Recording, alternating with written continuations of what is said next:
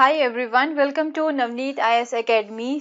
हम यहाँ पे जो है current affairs from the January 2022 जो है ये सीरीज लेके आए हैं। तो जैसे कि आपको पता है कि अब तक हम यहाँ पे जनवरी 2022 के पॉलिटी के इम्पॉर्टेंट करंट अफेयर्स एंड उसके बाद में जो है इंटरनेशनल रिलेशंस के जो इम्पॉर्टेंट करंट अफेयर्स जो है वो अब तक जो है कवर कर चुके हैं। एंड आज हम यहाँ पे जो है बात करेंगे अबाउट द इकोनॉमी। तो इकोनॉमी के जो इम्पॉर्टेंट करंट अफेयर्स हैं फ्रॉम द जैन 2022, राइट। तो इसमें जो है हम यहाँ पे आज इसके बारे में बात करेंगे इस पर्टिकुलर वीडियो में। एंड अगर आपको जो है पॉलिटी एंड इंटरनेशनल रिलेशंस के जो इम्पॉर्टेंट करंट अफेयर्स है फ्रॉम द जैन 2022 उसे कवर करना है तो उसका लिंक जो है ऊपर मैं आई बटन पे दे दूंगी, राइट। तो सबसे पहले मैं आपको ये बता दूं कि ये जो है मेरे टेलीग्राम चैनल का लिंक है। इस पे आपको जो है daily news articles to read जो है the Hindu and Indian Express के उसकी इंफॉर्मेशन मिलेगी। लिंक इसका जो है वो नीचे मैं डिस्क्रिप्शन बॉक्स में भी दे चुकी हूँ, डायरेक्टली वहां पे जाके आप इसे फॉलो कर सकते हो।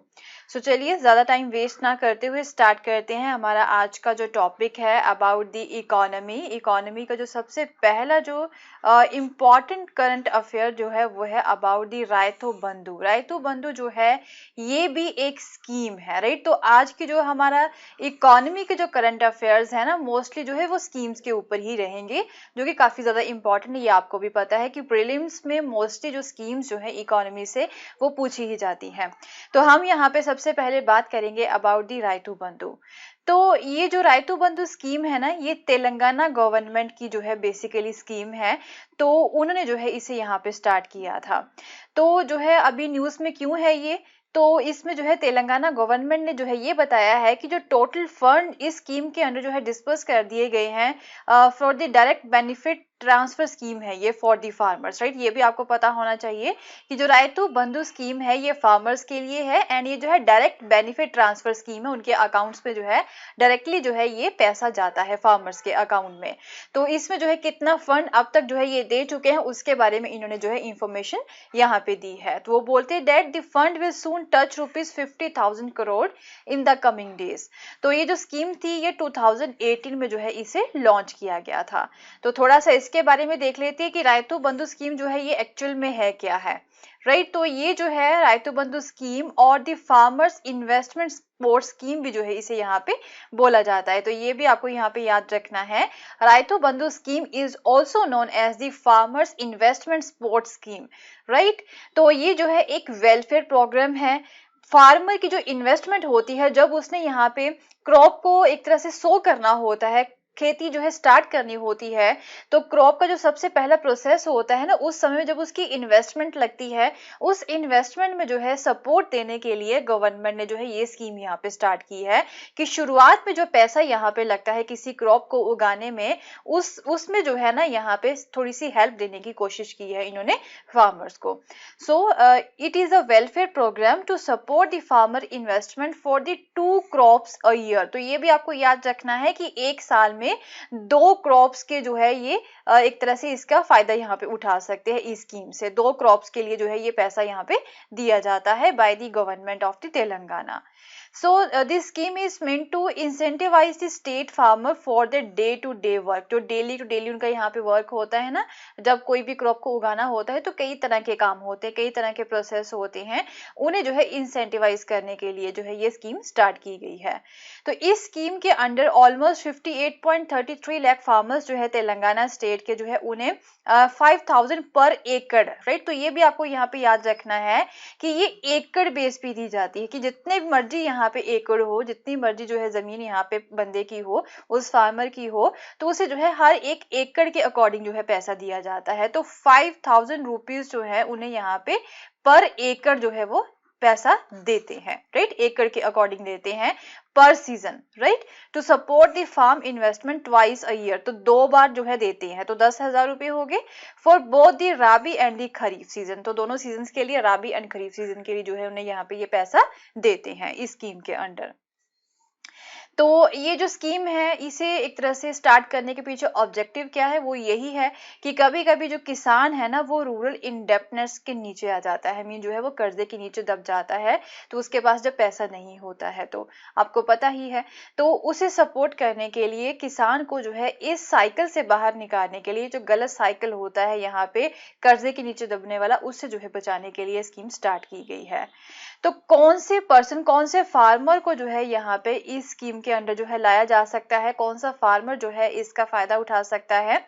तो यहाँ पे क्या है कि जो फार्मर है वो तेलंगाना स्टेट का रेजिडेंट होना चाहिए एंड उसके पास जो है अपनी लैंड होनी चाहिए, मीन जो है वो जिस लैंड के ऊपर खेती कर रहा है उसका वो मालिक होना चाहिए। तो ये स्मॉल एंड मार्जिनल फार्मर्स जो हैं उनके लिए है ये स्कीम, राइट, उनके लिए एप्लीकेबल है। हाउएवर जो कमर्शियल फार्मर्स है ना यहाँ पे, उन्हें जो है इस स्कीम से बाहर निकाला गया है, जो कि यहाँ पे अपने अनाज को बाहर मंडियों में, बड़े बड़े मंडियों में जाके जो है बेच देते हैं, ये उनके लिए नहीं है। जो स्मॉल एंड मार्जिनल फार्मर्स हैं जो कि कुछ हद तक बेच सकते हैं, राइट, ये मार्जिनल फार्मर्स जो होते हैं, बट मोस्टली जो है वो अपने लिए ही उगाते हैं ये सारा जो खाना है, ये सारा जो अनाज है, राइट। तो स्मॉल एंड मार्जिनल फार्मर्स जो है ये उनके लिए एप्लीकेबल है एंड यहाँ से जो कमर्शियल फार्मर्स हैं उन्हें एक्सक्लूड किया गया है। एंड ऑल्सो जो जिस फार्मर के पास अपनी लैंड नहीं है वो किसी दूसरे की लैंड के ऊपर जो है यहाँ पे, या फिर जो जहाँ पे वो खेती कर रहा है उसका वो रेंट दे रहा है, मीन रेंटेड लैंड के ऊपर अगर वो खेती कर रहा है, उस पर्सन को भी जो है यहाँ से एक्सक्लूड किया गया है। यहाँ पे एक ही वर्ड में आपको बता दूं कि पर्सन के पास जो है ना अपनी खुद की लैंड होनी चाहिए, वो जिस लैंड के ऊपर खेती कर रहा है उसका जो है मालिक वो खुद होना चाहिए, उसी पर्सन को जो है इसका फायदा मिलेगा। So currently more than 8 lakh farmers जो है तेलंगाना के, राइट, उन्हें जो है इसका बेनिफिट यहाँ पे मिला है इस स्कीम का। तो इम्पोर्टेंस क्या है स्कीम की, वही कि जो है फाइनेंशियल सपोर्ट दी जा रही है किसानों को and at the beginning of the crop season through the direct benefit transfer so that they can take care of their initial investment needs, right, जो इनिशियल में काफी सारा पैसा यहाँ पे लगता है क्रॉप को उगाने में, तो उसके जो है वो देखभाल यहाँ पे कर सके उन्हें सपोर्ट करने के लिए, एंड वो जो है डेप्ट के ट्रैप में फंसे ना किसानों को बचाने के लिए। तो जब यहाँ पे गवर्नमेंट जो है सपोर्ट देती है तो इसकी वजह से जो है ना फार्मर्स के अंडर जो है कॉन्फिडेंस आ जाता है, प्रोडक्टिविटी जो है वो यहाँ पे इनहांस हो जाती है, उनकी इनकम भी जो है वो भी इनहांस होती है एंड वो रूरल इंडेप्टनेस के साइकिल से बाहर आ जाती है। तो ये इसकी इंपॉर्टेंस है या फिर सिग्निफिकेंस भी हम बोल सकते हैं। तो इसी तरह की एक स्कीम जो है, जैसे कि ये जो स्कीम है ये तेलंगाना गवर्नमेंट की स्कीम है, ये स्टेट की स्कीम है, उसके अलावा यहाँ पे सेंट्रल सरकार ने भी जो है एक सिमिलर तरह की जो स्कीम है वो स्टार्ट की थी, जो कि है प्राइम मिनिस्टर किसान स्कीम, ओके, मीन प्रधानमंत्री किसान सम्मान निधि स्कीम भी जिसे यहाँ पे बोला जाता है। तो ये जो स्टेट गवर्नमेंट है तेलंगाना की, वो ऐसा हमेशा ही बोलती है कि सेंटर ने जो पीएम किसान स्कीम जो स्टार्ट की है ना, वो यहाँ पे रायतू बंधु की कॉपी है, मीन पहले हमने यहाँ पे इसे स्टार्ट किया था, बाद में जो है सेंटर ने इसे स्टार्ट कर दिया है, सिमिलर है, कुछ भी यहाँ पे डिफरेंस नहीं है। And the Telangana government further claim that its own scheme is much better than the prime minister किसान स्कीम। तो वो बोलते हैं कि हमारी जो रायतू बंधु स्कीम है जो ज्यादा बेटर है देन दी पीएम किसान स्कीम। तो अब इन दोनों के बीच में जो है डिफरेंसेस क्या है, इनका कंपैरिजन थोड़ा सा कर लेते हैं। तो जैसे कि आपको पता है कि रायतू बंधु स्कीम जो है ना, ये हर एक एकड़ के लिए जो है पैसा देता है, मीन 5000 रुपीज जो है पर एकड़ जो है यहाँ पे पैसा देता है, right, and there is no restriction on the number of acres, and ऐसा भी नहीं है कि किसी पर्सन के पास कितने भी एकड़ हो उसे जो है ये पैसा मिलेगा ही मिलेगा। सो पीएम किसान जो है वो जस्ट फैमिली को सपोर्ट करती है, मीन जस्ट कुछ पैसे जो है वो यहाँ पे दिए जाते हैं, राइट, फैमिली को, and not to the farm units. Farm units के बेसिस पे जो ये यहाँ पे पैसा नहीं देती है, जैसे कि ये फार्म यूनिट होगी एकड़, राइट, तो ये एकड़ के बेसिस पे पैसा दे रहे हैं। बट यहाँ पे जो एक तरह से प्राइम मिनिस्टर किसान जो निधि स्कीम है ना, प्रधानमंत्री किसान सम्मान निधि स्कीम जो है, ये जस्ट कुछ पैसे जैसे 2000 रुपीज हो गए, राइट, उन्हें जो है 6 मंथ के जो है वो दे दिए जाएंगे just to support the family, and ये जो है फार्म यूनिट्स के अकॉर्डिंग जो है पैसा नहीं देती है। तो क्रिटिसिज्म भी यहाँ पे हो रहा है रायतू बंधु का। So this scheme also come in from the criticism from the several quarters with one of the major one being that it ignored the plight of the landless and the tenant farmers, right। तो ये चीज जो है यहाँ पे इस चीज की वजह से रायतू बंधु स्कीम का जो है ना क्रिटिसिज्म हो रहा है कि इसने जो लैंडलेस फार्मर्स हैं या फिर जो टेनेंट फार्मर्स हैं ना उनको इग्नोर कर दिया है। ओनली उन्हीं पर्सन को पैसा देंगे जिनके पास अपनी खुद की जमीन है, राइट। तो ये था यहाँ पे राइतु बंधु स्कीम के बारे में हर एक चीज।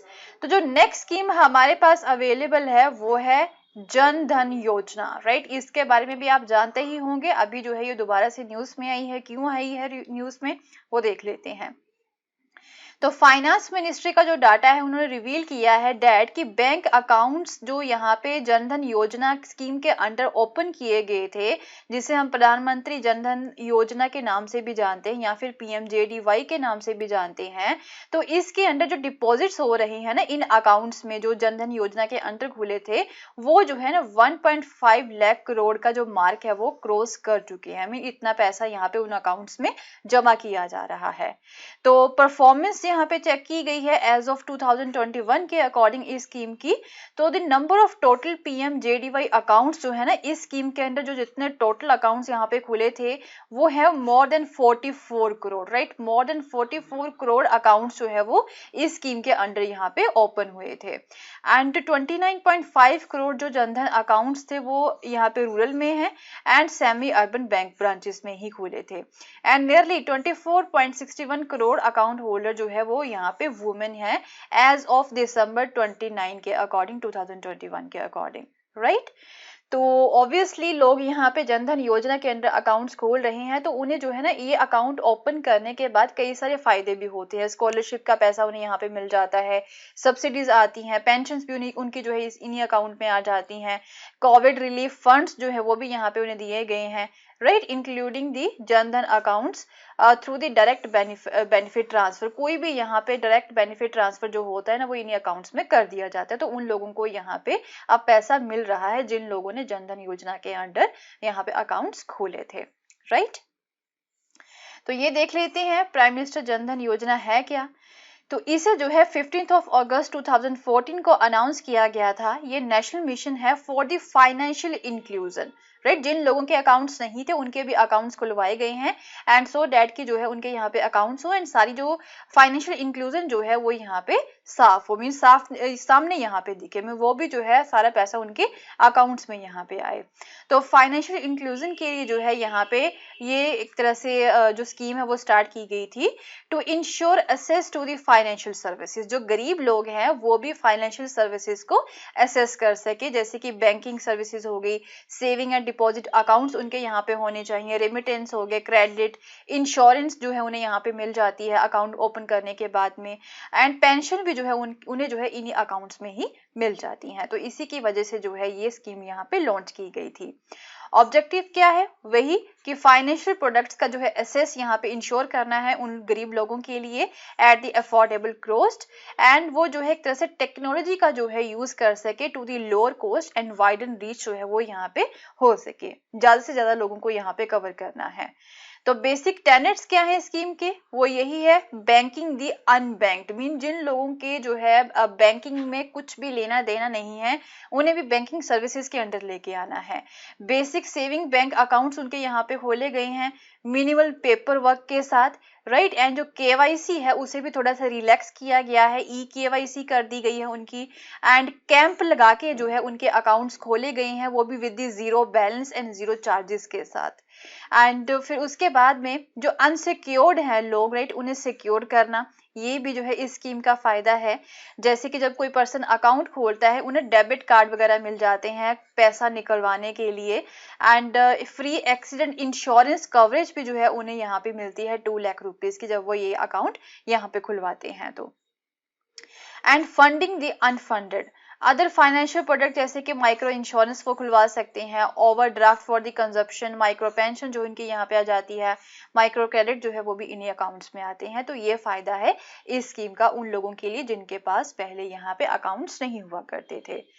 तो अभी जो है लेटेस्ट जो है यहाँ पे क्या हुआ है कि इस स्कीम को एक्सटेंड किया गया है एंड इसमें जो है थोड़े से और फीचर्स भी ऐड किए गए हैं। तो अब क्या है, focus shift from every household to every unbanked adult, right. यहाँ पे क्या किया गया कि पहले क्या था कि हर एक हाउस होल्ड का यहाँ पे अकाउंट होना चाहिए, अब हाउस होल्ड के लिए नहीं, हर एक जो है एक पर्सन जो होता है ना, हर एक एडल्ट पर्सन जो है जिसका बैंक अकाउंट नहीं है, उसका यहाँ पे बैंक अकाउंट खोलना है। तो पहले ये सोचा गया था कि जस्ट जो है हर एक घर में एटलीस्ट एक बैंक अकाउंट यहाँ पे होना चाहिए। पहले एक घर को लेके चलते थे कि एटलीस्ट हर एक घर में जो है एक बैंक अकाउंट होना चाहिए। अब क्या है, एक इंडिविजुअल पर्सन को लेके चलते हैं, घर में जितने भी बंदे हो सबका बैंक अकाउंट यहाँ पे होना चाहिए।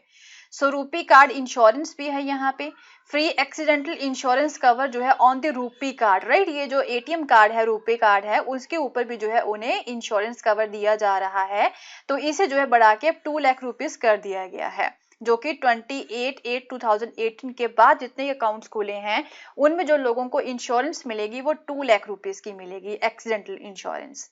तो ओवरड्राफ्ट फैसिलिटीज को भी जो है यहाँ पे डबल कर दिया गया है, 10,000 रुपीज जो है इन्हें यहाँ पे कर दिया गया है।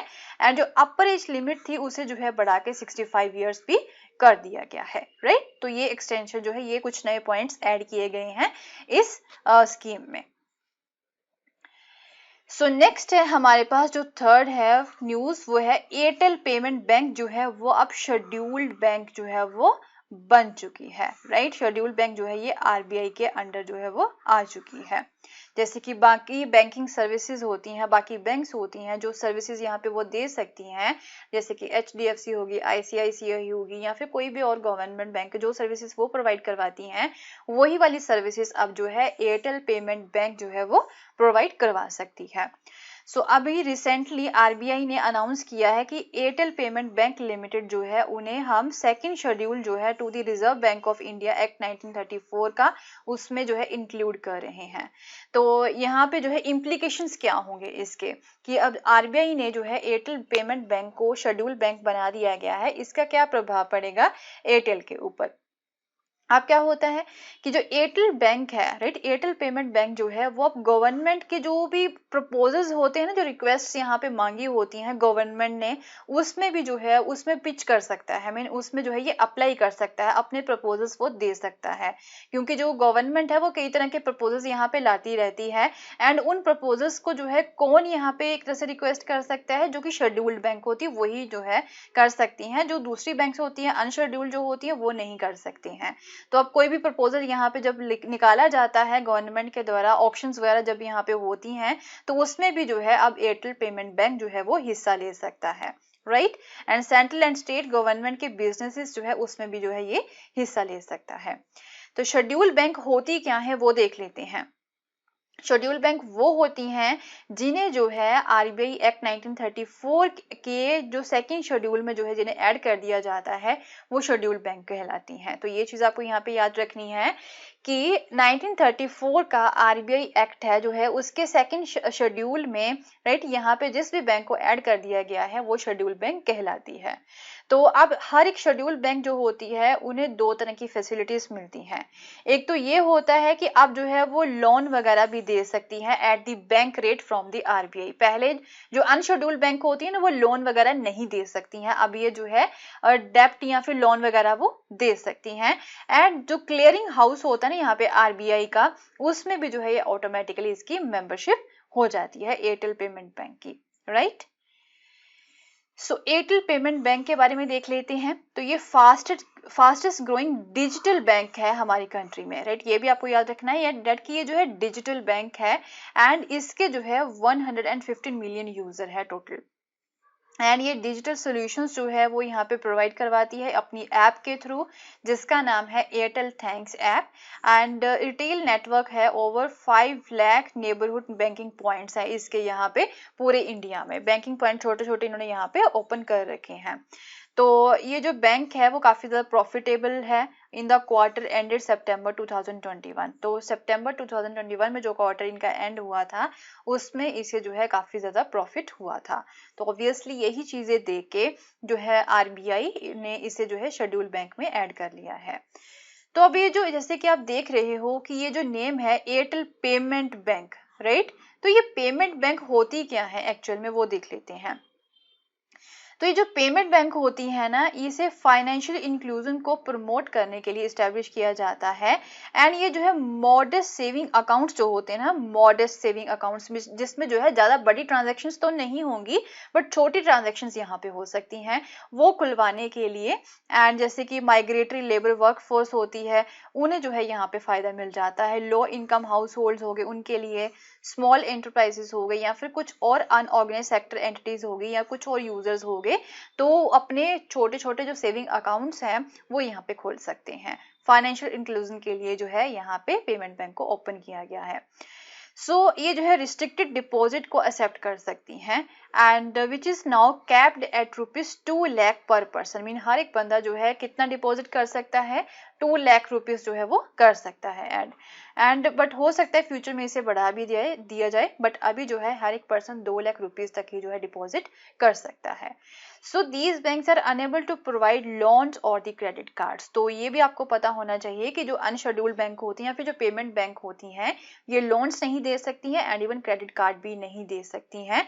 एंड इस तरह की जो बैंक होती हैं ये करंट एंड सेविंग अकाउंट्स ही खुलवा सकती हैं एंड उन्हें ही जो है ये हैंडल करती हैं। एंड एक तरह से इस तरह की जो पेमेंट बैंक होती हैं ये एटीएम भी दे सकती हैं एंड डेबिट कार्ड्स भी जो है ये प्रोवाइड करवा सकती हैं, and even online and mobile banking भी जो है ये प्रोवाइड करवा सकती है, राइट। बस यही था हमारा इकोनॉमी के कुछ इंपॉर्टेंट टॉपिक्स जो थे, राइट, वो यहीं पे कंप्लीट होते हैं। एंड फिर नेक्स्ट वीडियो में जो है कुछ और इंपॉर्टेंट टॉपिक्स जो हैं हमारे फ्रॉम द जैन 2021 के करंट अफेयर्स के, उन्हें हम यहाँ पे लेके आएंगे। एंड मिलते हैं फिर अपनी नेक्स्ट वीडियो में। एंड अगर आपको मेरा कोर्स पसंद आया तो इसे शेयर करना ना भूलें। And thank you so much, have a nice day, bye bye.